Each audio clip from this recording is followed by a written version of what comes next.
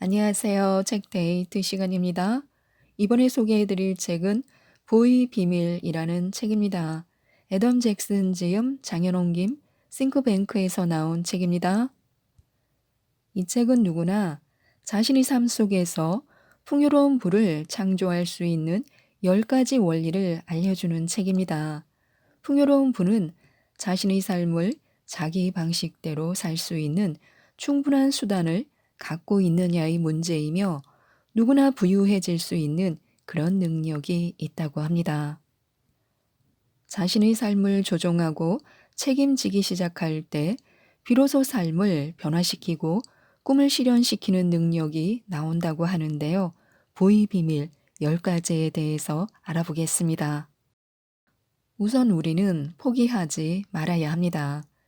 일이 잘못되어 갈 때, 걷는 길이 계속 오르막길처럼 보일 때, 저금은 줄어들고 채무만 늘어날 때, 그리하여 미소를 짓고 싶어도 한숨만 나올 때, 걱정이 우리를 짓누를 때, 필요하다면 휴식을 할지언정 절대로 포기하지 말아야 합니다.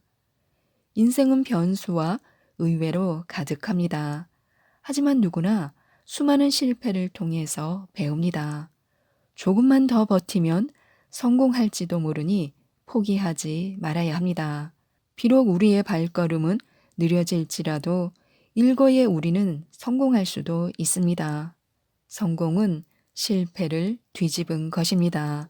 얼마나 성공에 가까운지는 결코 말할 수 없습니다.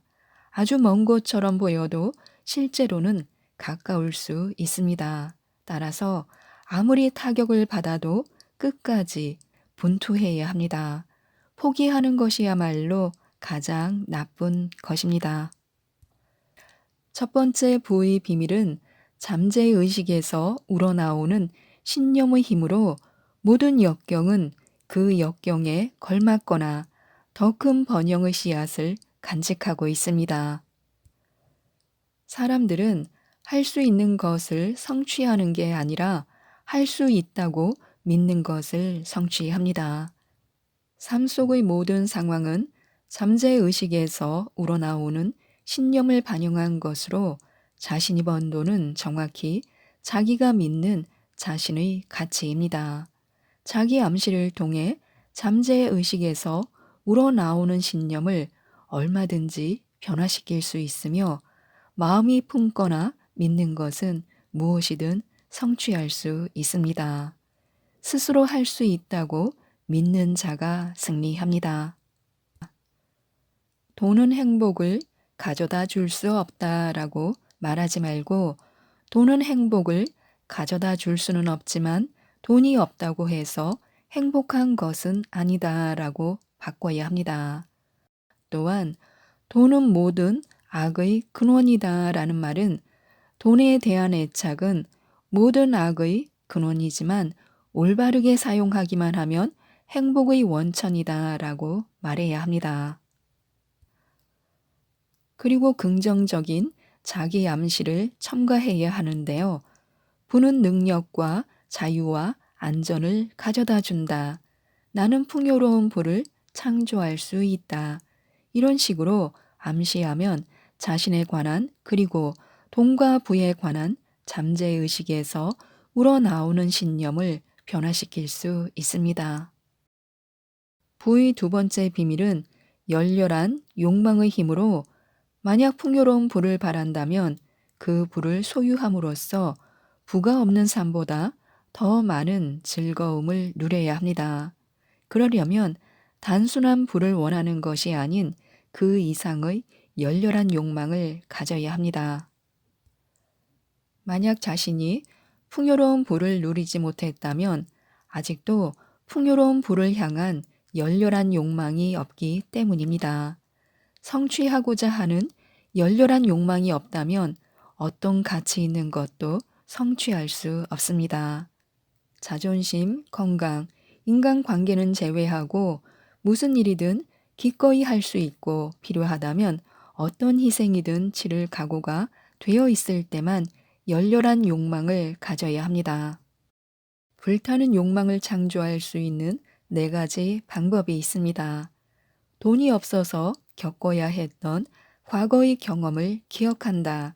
돈이 없기 때문에 겪고 있는 현재의 모든 고통을 생각한다. 현재의 경제적 상황을 바꾸지 않을 때 앞으로 겪게 될 온갖 고통을 생각한다. 풍요로운 부를 소유했을 때 누리게 될 온갖 즐거움을 상상한다. 부의 세 번째 비밀은 명확한 목표의 힘인데요. 부유해지기를 바라는 사람은 많지만 진정 무엇을 원하고 왜 필요한지를 생각하는 사람은 거의 없습니다. 무엇을 원하고 왜 원하는지를 명확히 한다면 원하는 것은 무엇이든 가질 수 있습니다. 목표에 대해 명확해야 하는데요. 목표를 성취해야 하는 이유와 목표를 성취해야 하는 시기까지 포함해서 말입니다. 예컨대 부유해지고 싶다는 말만으로는 부족합니다. 돈, 재산, 하고 싶은 일의 규모를 정확히 진술해야 합니다. 목표는 늘 긍정적인 현재 시제로 서술해야 하는데요. 예를 들면 나는 지금부터 몇 월 며칠까지 10만 달러의 돈을 벌고 있다라고 서술해야 합니다. 이렇게 목표를 적어 놓고 매일 아침, 점심, 저녁으로 3번씩 읽는 것이 좋습니다. 목표를 이루는 상황을 자주 시각화하고 목표를 성취해야 하는 이유를 명확히 밝혀야 합니다. 명심해야 할 것은 부는 그 자체를 위해 돈이나 재산을 축적하는 것이 아니라 삶의 목적을 성취하기 위해 부의 힘이 부여되는 것입니다. 네 번째 부의 비밀은 체계적인 행동 계획의 힘인데요. 집을 짓는데 설계 도면이 없다면 어떻게 될까요?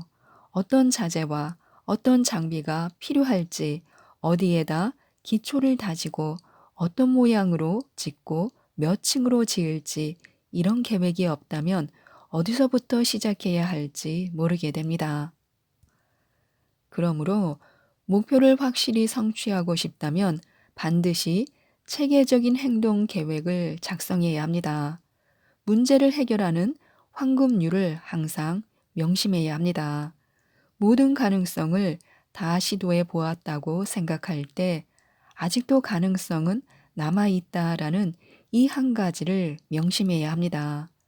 어떤 일이든 성공하고 싶다면 다음 세 가지를 해야 하는데요. 첫째도 체계적인 행동 계획, 둘째도 셋째도 체계적인 행동 계획입니다. 또한 목표를 성취할 수 있는 10가지 방법을 작성하고 목표마다 10가지 계획을 이용해야 합니다. 직업을 찾거나 사업을 시작하기 전에 스스로에게 다음의 3가지 질문을 하는 것이 좋은데요. 나는 이런 유형의 일을 즐길 수 있는가? 이 일은 나의 적성에 맞는가? 이 일을 통해 내 사업의 목표와 경제적인 목표에 다가갈 수 있는가입니다. 다섯 번째 부의 비밀은 전문 지식의 힘인데요. 우리는 돈으로 살 수 있는 것을 갖고 싶어 하지만 돈 자체에 관해서는 도대체 얼마나 알고 있는지 모릅니다. 세무, 투자, 재정에 대해 얼마나 자신이 알고 있는지 살펴야 합니다. 이런 것들은 모두 풍요로운 부를 창조하고 싶다면 꼭 알아야 할 것들입니다. 전문 지식 없이 풍요로운 부를 쌓은 사람은 하나도 없습니다. 세무, 투자, 재무 관리의 전문 지식, 자기가 하는 사업에 대한 전문 지식, 고객의 수요와 요구에 대한 전문 지식 등입니다. 지식은 확고한 목적을 향한 실천적인 행동 계획을 통해서 체계화되고 잘 적용될 때만 힘이 됩니다. 우리 스스로 모든 것을 알 필요는 없습니다. 하지만 목적에 대한 답을 어디에 가서 어떻게 찾아야 되는지는 알아야 합니다. 여섯 번째 부의 비밀은 끈기의 힘인데요. 돌을 깨려면 잘못 쪼개지지 않도록 조금씩 조금씩 깨나가야 합니다. 그렇게 줄기차게 하다 보면 제대로 쪼개질 때가 반드시 옵니다. 우리가 성공의 바위를 깨고 싶다면 깨질 때까지 쉬지 않고 망치질을 해야 합니다. 성공은 한 번의 노력으로 성취되는 것이 아니라 수많은 노력이 쌓여서 이루어지는 것입니다. 성공한 자와 성공하지 못한 자의 차이는 재능에 있는 것이 아니라 끈기에 있습니다. 어떤 행동이든 바람직한 결과를 낳지 못했을 때는 늘 이렇게 자문해 보시기 바랍니다. 내가 한 일이 지금까지 해온 것처럼 오래 지속할 만한 것인가? 이 방법은 늘 다시 시도하도록 용기를 북돋을 것입니다.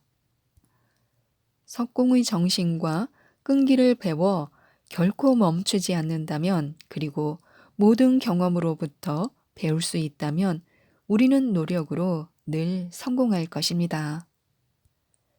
일곱 번째 부의 비밀은 지출 통제의 힘인데요.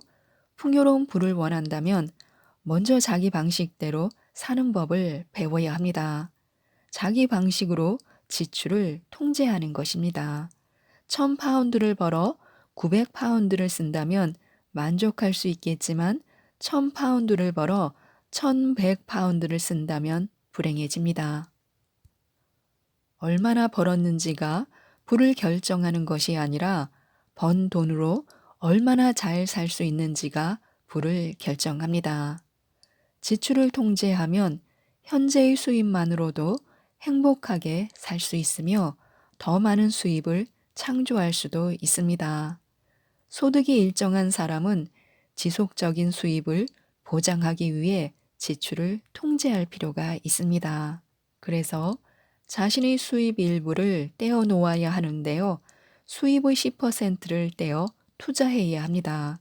그것은 미래를 위한 부를 구축하기 위한 출발점이 됩니다. 부는 지속적인 수입을 창조하는 것인데요.